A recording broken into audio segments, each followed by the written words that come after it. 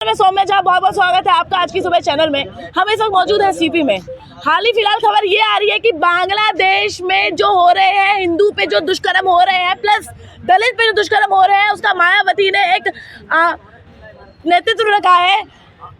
मोदी जी के सामने कह रही है कि जो भी बांग्लादेश के हिंदू हैं उनको सख्त से जल्द बुलाया जाए भारत। साथ ही विपक्ष दल का यह आरोप लगा हुआ है कि जितने भी जहाँ भाजपा की सरकार बनती है वहाँ दलित पे दुष्कर्म होते हैं। क्या ये बात सही है? क्या आप लोग इस बात से सहमत हैं? तो चलिए, हमारे साथ कुछ जनता जनार्दन जुड़ चुके हैं। राहुल जी, आपका बहुत बहुत स्वागत है हमारे चैनल पे फिर से। आप मुझे ये बताइए कि ये जो मायावती जी का भी बयान आ रहा है हाल फिलहाल में कि जो दलित पे जो दुष्कर्म हो रहे हैं, जो हिंदुओं पे जो दुष्कर्म हो रहे हैं बांग्लादेश में, वो उन सबको इग्नोर करके मोदी जी और अमित शाह अपने कुर्सी पर बैठे हुए आंख मूंद के, ठीक है। और साथ ही साथ उन्होंने एक नेतृत्व रखा है, एक प्लेस रखा है उन्होंने कि जल्द से जल्द बुलाया जाए उनको इंडिया।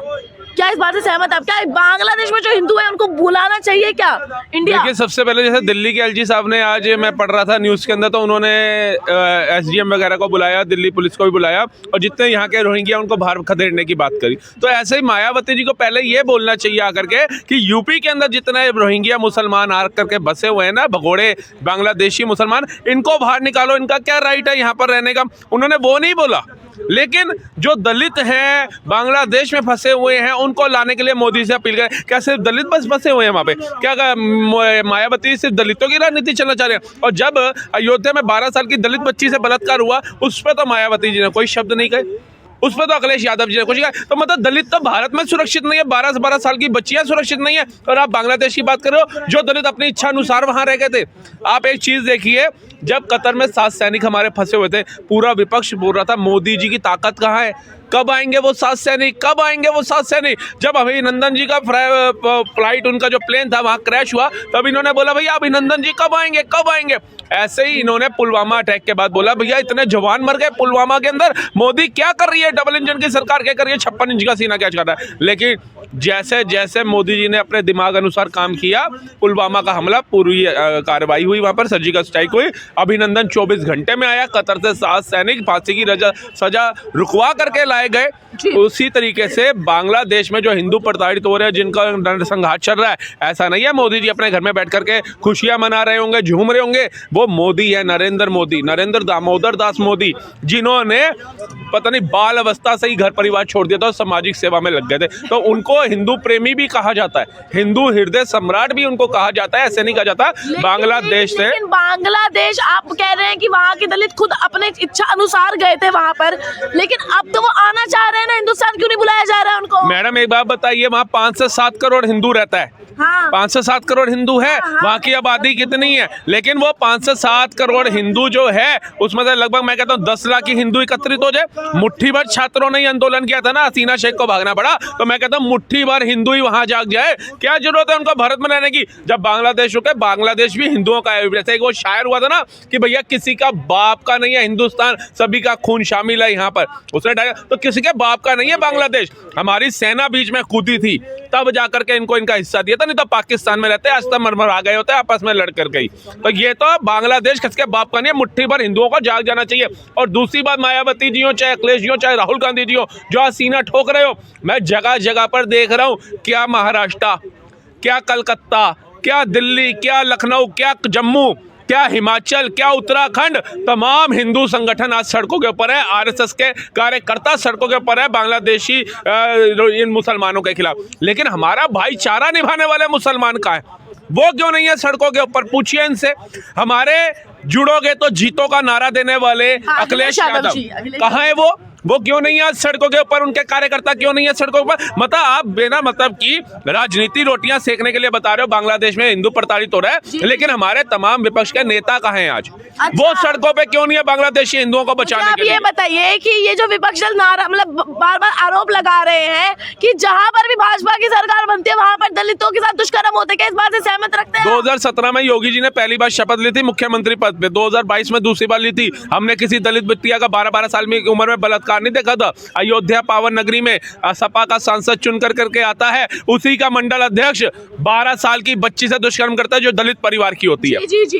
कौन कर रहा है वहां पे? जहां जहां सपा है वहीं बेटियों के साथ ऐसे दुष्कर्म हो रहे हैं, वहीं बहराइच जैसी घटनाएं हो रही हैं, वहीं संभल जैसी घटनाएं हो रही हैं। जहां जहां मोदी की सरकार है, कहीं बताओ जहां दंगा हुआ हो, एक राज्य बताओ जहां मोदी की सरकार है और वहां दंगे हुए हो। एक को बताओ। उत्तराखंड में कितने दंगे देख लिए आप बताइए, एमपी में कितने दंगे देख लिए बताइए आप, है आप। इसके बाद आ जाइए, कहते हैं त्रिपुरा में कितने दंगे देखे आपने, उड़ीसा में कितने दंगे देखे बताइए ना। आपके पास इसका ब्यौरा नहीं होगा। लेकिन संभल हिंसा 7 सीटें हारने के बाद हमने देखी, ठीक है जी। सांसद चुन करके आए 36 सांसद सपा के, उसके बाद हमने 12 साल की बच्ची से बलात्कार देखा, डिंपल यादव के पीए को बलात्कार करते हुए देखा, 32 साल की युवती थे। ये कहां से आ रहे हैं लोग? ये आप ही के तो कार्यकर्ता हैं जो निकल करके आ रहे हैं और जनता को गुमराह आप लोग कर रहे हैं कि भैया भाजपा की जहां जहां सरकार है। मैं बताइए, जहां कांग्रेस की पहले सरकार थी, हर राज्य में थी, 4-4 प्रधानमंत्री परिवार से निकले हैं। कौन सा ऐसा राज्य था जब आतंकवादी घटना नहीं होती थी, जहां बम नहीं फटते थे?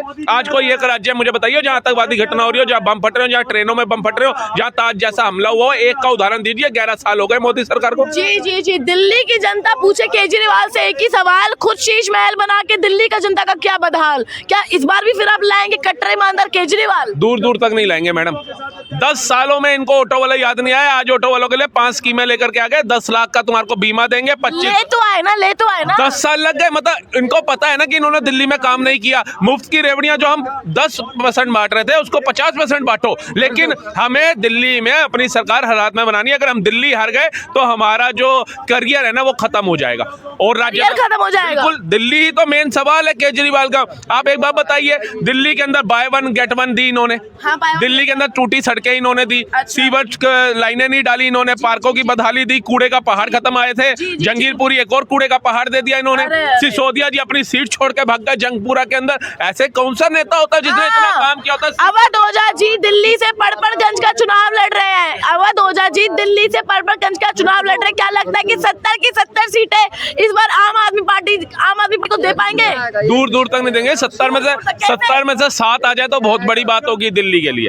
अगर केजरीवाल जी को 70 में से 7 मिल जाए और ये अपनी खुद की सीट बचा जाए ना, वो भी बहुत बड़ी बात होगी। सिसोदिया जी अपनी सीट हार रहे थे, सेकंड टर्म में 28,000 वोट पड़ा उनको। लास्ट टाइम उनको 3,000 वोट पड़ा। आज वो भाग के जंगपुरा भाग गए। क्यों? जंगपुरा के अंदर मुस्लिम और सिख की आबादी ज्यादा है। अच्छा। सिखों के लिए तो उन्होंने किसानों को बुला लिया पंजाब से कि आ जाओ दोबारा से। अरे विपक्ष दल कहती है कि ये सत्तारूढ़ी सरकार आखिर कर क्या रही है? यहाँ पर जहाँ जहाँ भाजपा का सरकार बनता है वहाँ पर तो दलितों के साथ दुष्कर्म होता है। साथ ही साथ ये जाति धर्म करने के अलावा परिवारवाद, जातिवाद, ये सब करने के अलावा रोहिंग्या भगाओ नारा लगाने के अलावा कर क्या रही है? रोजगार पर ध्यान दे रहे हैं क्या? भारत की कानून व्यवस्था पर ध्यान है सत्तारूढ़ी सरकार का? क्या कहना चाहेंगे? एक बात बताइए, भाजपा की जहां जहां सरकार है ना, उधर का रेशो उठा करके देखना कितनी बहन बेटियों से भाजपा के कार्यकाल के अंदर उत्पीड़न हुआ है, दुष्कर्म हुआ है। भाजपा की जहां जहां सरकार है वहां पे एक्सप्रेसवे बन रहे हैं, 4 लेन 8 लेन 12 लेन 14 लेन के। भाजपा की जहां जहां सरकारें हैं वह वंदे भारत नमो भारत दौड़ रही हैं।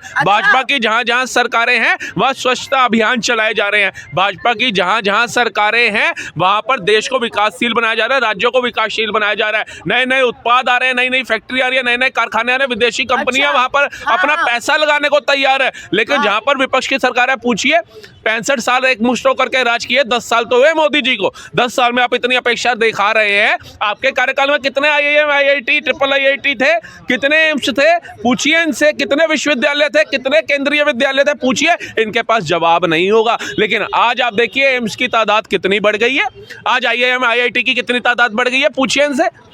राहुल जी कहते हैं कि अगर हमारी सरकार दिल्ली में आ गई तो 400 यूनिट बिजली फ्री देगी समेत। अगर हमारी सरकार सत्ते में आ गई तो एक झटके में गरीबी हटाने की ताकत रखते हैं हम। जिनकी दादी कहती है, कॉन्फ्रेंस में कहा था, जिनकी दादी गरीबी हटाते हटाते खुद हट गई, जिनके पिताजी गरीबी हटाते हटाते खुद हट गए, आज राहुल जी भी उसी गरीबी को हटाने की बात करें और ये कह रहे 400 यूनिट हम बिजली फ्री देंगे। इनको बोलो हिमाचल में आपकी सरकार है, हिमाचल भवन का बिजली का बिल भर लो, गिरवी पड़ा हुआ है वो। उसको ऊपर कोर्ट ने फैसला दे दिया, भैया इसको नीलाम कर दो, अगर बिजली का बिल नहीं भरा जाता तो। इससे ज्यादा डूब के मरने वाली कौन सी बात होगी कांग्रेसियों के लिए। और हम तो एक चीज जानते हैं, अब इनकी बहन जो है उनको ले आए हैं सत्ता के अंदर। क्या वायनाड के अंदर कोई और कांग्रेस कार्यकर्ता महिला या पुरुष नहीं था? क्या कोई युवा नहीं था? प्रियंका गांधी से ऐसी दिक्कत क्यों आपको? देखिए, हम ना इतिहास में जीते और हम एक चीज ना देख रहे थे कि जब रावण था ना, रावण के साम्राज्य के सर्वनाश का कारण उसकी बहन बनी थी शूर्पणखा। अच्छा। कंस ने पूतना को भेजा था अपनी बहन को, उसका सर्वनाश हो गया था। ठीक है जी। उसके बाद आप आ जाओ, होलिका प्रहलाद की बुआ और हिरण्यकश्यप की बहन वो आई तो उसका साम्राज्य हिरण्यकश्यप का खत्म हो गया था। अब आप देख लीजिए, राहुल गांधी अपनी बहन को ले आए हैं संसद में। तो आप क्या कहना चाहते हैं कि उनके साथ भी ऐसा ही कुछ होने वाला है? ये पूरा परिवार इटली में दिखेगा आपको। इटली जाने तो उनकी नानी रहती है ना, उन जा नहीं सकते क्या? हम तो गर्मियों में जाते थे, लेकिन राहुल गांधी से दिल्ली की जनता नहीं, भारत की जनता कह रही है आप परमानेंट चाहिए, दोबारा मत आइए। अरे आपको मतलब भीख मांगनी पड़ रही है, कभी केजरीवाल जी के पास जाके प्लीज हमें 2-3 सीटें दे दो, कभी अखिलेश के पास जा रहे हो 2-3 सीटें दे दो, कभी बंगाल में मायावती के पास जाओ, ममता बनर्जी के पास जा रहे हो 2-3 सीटें दे दो, कभी लालू जी के पास जा रहे हो 2-3 सीटें दे दो। अरे जिसके खानदान के 4-4 प्रधानमंत्री रहे हो, जिन्होंने एक मुश्त होकर के राज किया हो, उनके बेटे की ऐसी हालत हो गई। वो कल तक चाय वाला कर रहे थे, आज चाय वाले ने इनके राजकुमार को भिखारी बना दिया, दर भटक रहा है। कभी भारत जोड़ो यात्रा, कभी भारत जोड़ो न्याय यात्रा, दिल्ली जोड़ो यात्रा, अब ईवीएम के ऊपर यात्रा निकालेंगे। ये यात्रा ही करते रह जाएंगे और इनकी समाप्ति बड़ी निकट है। तो मुझे आप ये बताइए, सबसे पहली चीज़ तो ये है कि ये जो अभी अजमेर दरगाह का दंगा अभी हाल ही फिलहाल रुक गया है, लेकिन अखिलेश यादव जी साथ में अन्य कांग्रेस कार्यकर्ताएं कह रहे हैं कि, और ओवैसी जी का भी बयान है, ओवैसी जी का बयान ये है कि 800 साल पुरानी मस्जिद के ऊपर दावा ठोकने का क्या लॉजिक बनता है, क्या फैक्ट बनता है, ये कह रहे हैं। सुनिए मेरा सवाल, पहला तो ये क्योंकि लाइव आए थे वो, है ना, उन्होंने कहा था कि 800 साल पुराने मस्जिद को आप शिव मंदिर का नाम दे रहे, चलिए ठीक है, अयोध्या में आपने राम मंदिर बनाया, हम उस बात को मानते हैं, लेकिन ये तो मोदी जी तो भारत खोदो यात्रा पे निकल गए हैं, जहाँ खोदेंगे मस्जिद के नीचे, दरगाह के नीचे मंदिर ही मिलेगा। अरे ऐसे कैसे चलेगा देश? क्या आप देशवासियों को संदेश पहुंचाना चाह रहे हैं? क्या दरगाह, क्या मस्जिद देश को दिक्कत पहुंचा रही है? ये ओवैसी साहब को ये बोलिए कि 800 साल पुरानी मज़ारों के ऊपर, ठीक है जी, और कहते हैं मस्जिद के नीचे तो आपको मंदिर में बड़ी पीड़ा हो रही है, लेकिन 1500 साल पुराना मंदिर तमिलनाडु के अंदर, जिसके ऊपर वक्फ ने दावा डाल दिया कि ये 1500 साल पुराना जो मंदिर की जमीन है ये वक्फ की है, इनके बाप दादा दहेज में लाए थे, पूछना इनसे। मतलब ये तो वक्फ बोर्ड कहीं भी दावा रख दे वो तो ठीक है, और ये 800 छोड़ो, वो तो 1500 साल पुराना मंदिर है हिंदुओं का, उसके ऊपर तब ओवैसी साहब की जबान क्या सिल दी जाती है या फेविक्विक लगा दी जाती है होठों के ऊपर कि खुलेंगे नहीं? पूछिए ओवैसी साहब से।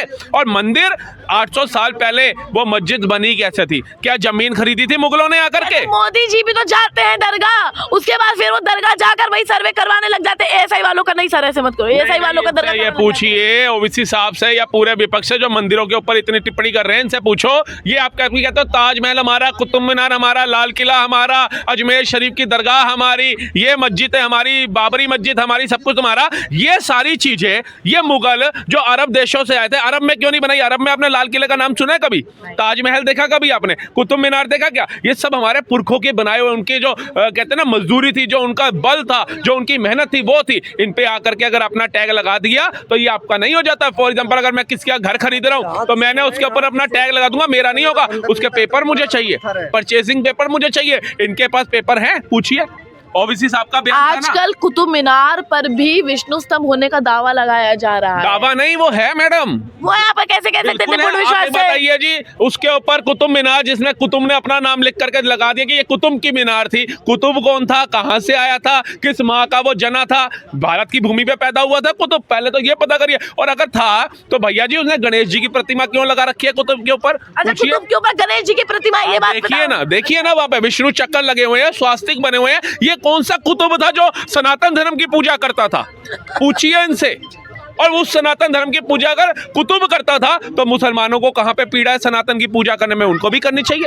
आज अजमेर शरीफ के ऊपर आप जाइए, वहाँ पर स्वास्तिक के और उसके वो निशान मिल रहे हैं। कौन सा ऐसा अजमेर शरीफ का वो था बाबा इनका जो भैया जी स्वास्तिक की पूजा करता था? ये तो स्वास्तिक तो हम पूछते हैं, लक्ष्मी गणेश की पूजा तो हम करते हैं, वो कहाँ से करने लग गया था? इनसे ये सवाल पूछिए। और वो कहाँ से आए? हुआ क्या था, इनके पास मजदूर तो थे नहीं, ये गरीब थे, ऊंट पे बैठ करके भारत तो आ गए थे। इसके बाद इन्होंने कहा लीटापोती करेंगे तो सारी मीनारें इतनी प्यारी प्यारी दोबारा से कहाँ बनेंगी? इन्होंने खाली ऊपर के चबूतरे अलग कर दिए, सिर्फ चबूतरे।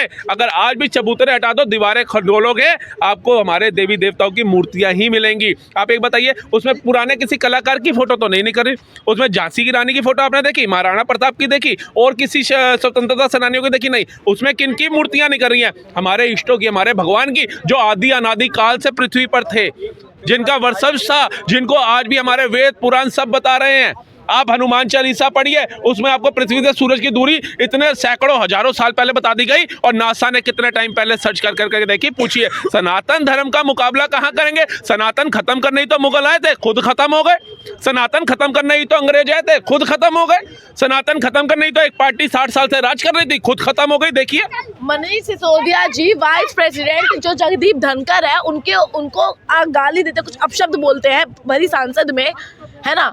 तो इस पे आप क्या कहना चाहेंगे? कहते हैं साथ ही कि यार मोदी जी तो लोकतंत्र की हत्या कर रहे हैं, मोदी जी ने तो तुष्टीकरण की राजनीति देश भर में फैला रखी है, जाति धर्म करने के नाम के अलावा उनको आता क्या है? एक बात बताइए, जाति धर्म तो लेकर के राहुल जी चल रहे हैं, जिसकी जितनी संख्या उतना उसका योगदान। अरे वो संविधान को लेके चल रहे, बाबा राव अम्बेडकर का वो सम्मान करते हैं। वो कहते कि तो सत्ता दल रूढ़ी जो सरकार चल रही है, इन्होंने बाबा राव अम्बेडकर का अपमान करा है। हम तो उनकी किताबें लेके, गांधी जी की समाधि पता कितने एकड़ में है? इंदिरा जी की समाधि पता कितने एकड़ में है? राजीव जी की समाधि पता कितने एकड़ में है? बाबा साहब भीमराव अम्बेडकर की समाधि कहाँ है? पूछिए। बाबा साहब भीमराव अम्बेडकर के नाम का कोई म्यूजियम दिखाइए जिससे लोगों को पता चले कि बाबा साहब भीमराव अम्बेडकर का देश में योगदान क्या था। नहीं, बाबा साहब भीमराव अम्बेडकर के खिलाफ 2 बार चुनाव कौन लड़े? नेहरू जी। संविधान की धज्जियां किसने उड़ाई? इंदिरा गांधी जी ने।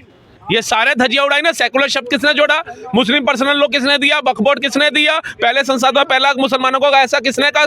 धज्जियां उड़ा करके पूछिए। इनके दादा, इनकी नाना, इनकी दादी, इनके पिताजी, सबने संविधान की धज्जियां उड़ाई, और आज ये बाबा साहब के इतने मुहिम बन रहे हैं जितने दलित भी नहीं होंगे।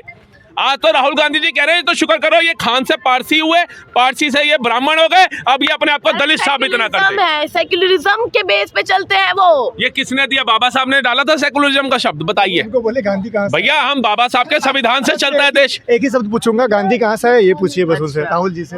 नहीं जवाब होगा।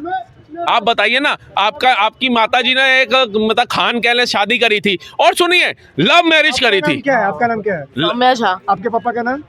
अजय कुमार झा। झाई है ना? हाँ। मेरा नाम नितेश ठाकुर है, मैं भी बिहार से हूँ। हाँ। मेरे पापा का नाम रघुनाथ ठाकुर है, उनके पूर्वज भी सब ठाकुर ही ठाकुर है, अब ब्राह्मण है हम भी।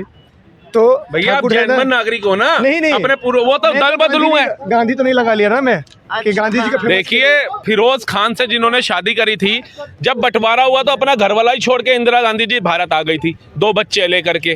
ठीक है जी। अब 2 बच्चे जो वो ले आई संजय गांधी और राजीव गांधी को, उस राजीव गांधी जी ने किससे शादी करी? कैथलिक से, ईसाई से। और उसका बच्चा मैं कह रहा हूँ ब्राह्मण कहाँ से हो गया, मुझे ये तो बता दो।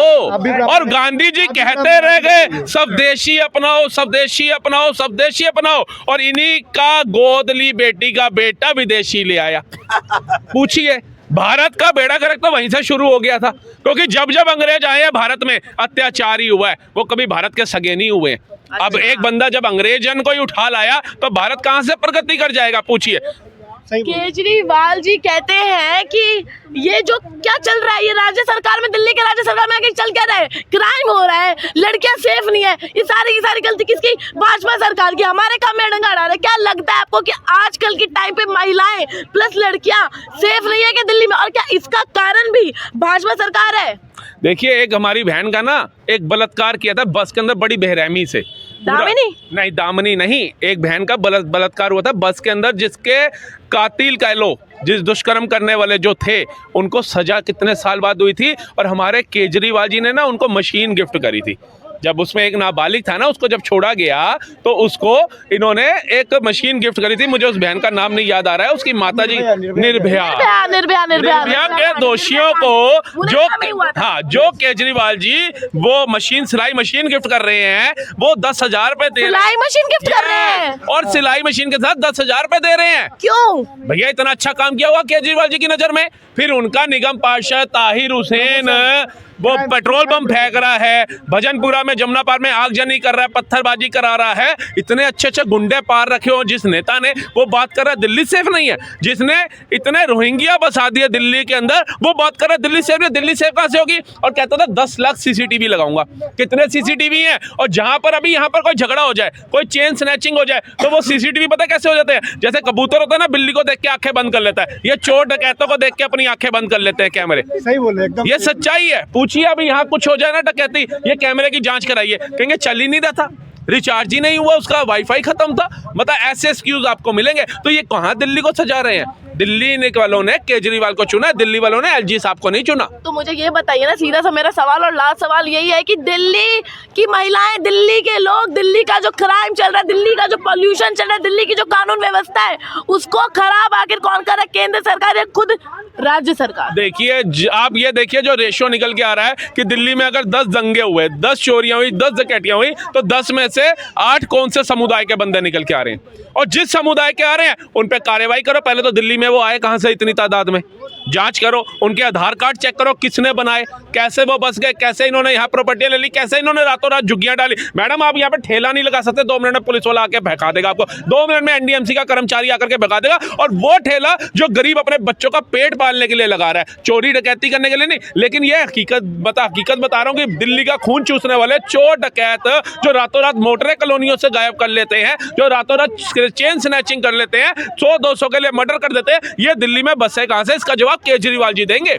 जो आज कह रहे हैं ना कि भैया चुनाव आयोग जो है वो नाम काट रहा है काफी लोगों के, तो वो नाम किन किन के काट रहे हैं ये जांच करो। ये रोहिंग्या कहां से दिल्ली के अंदर आ गए? दिल्ली की खुद की आबादी दिल्ली छोड़ के गुड़गांव जा रही है। उन माँ बाप से पूछो जिनके बच्चे कह रहे हैं हमें दिल्ली में नहीं रहना, हम गुड़गांव जाना चाहते हैं, हम फॉरेन कंट्री कनाडा जाना चाहते हैं, हम अमेरिका जाना चाहते हैं। दिल्ली का हालत इतना खराब हो चुका है केजरीवाल जी के नेतृत्व में, आप ये कहना चाहते हैं? मैं कह रहा हूं आप मेरी बातों पे मत जाओ, आप गूगल करो, 10 साल का दिल्ली का रेशो उठा के देख लो, कितने युवा दिल्ली छोड़ करके उनके परिवार वाले गुड़गांव शिफ्ट हो गए। उन्हें हरियाणा सेफ लग रहा है, वो कह रहे हैं हम हरियाणा में सेफ हैं। हरियाणा में तो भाजपा की सरकार है, भाजपा की है नहीं है, लेकिन वो सेफ महसूस वहीं करे, और इसमें कोई दो राय नहीं है। जहां जहां भाजपा की सरकार है, आप देख लीजिए, आप उत्तराखंड चले जाइए, मैं खुद उत्तराखंड से हूं, मेरे को पता है वहां कितनी सेफ्टी सिक्योरिटी है। रात को 3 बजे भी अगर जा रहा हूं ना, तो किसी की हिम्मत नहीं है, रोक लेगा, लूटपाट कर लेगा। लेकिन दिल्ली में आप 3 बजे निकल के दिखा दो, आपकी जेब में 10 का नोट है वो भी ले जाएंगे।